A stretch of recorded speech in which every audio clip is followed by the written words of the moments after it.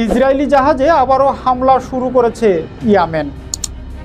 Israel গাজার crossing পুনরায় চালু এবং ত্রাণ সরবরাহের অনুমতি না দেওয়ায় ইয়েমেন তার উপকূলীয় অঞ্চলে ইসরায়েলি জাহাজ লক্ষ্য করে সামরিক অভিযান শুরুর ঘোষণা দিয়েছে।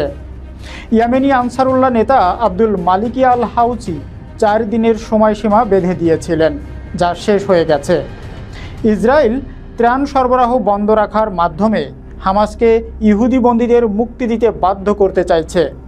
ইয়েমেনি বাহিনী বলছে, মধ্যস্থতাকারীরা ক্রসিং পুনরায় চালুর লক্ষ্যে ব্যর্থ হওয়ায় তারা ফিলিস্তিনিদের প্রতি সমর্থন আরও জোরদার করেছে।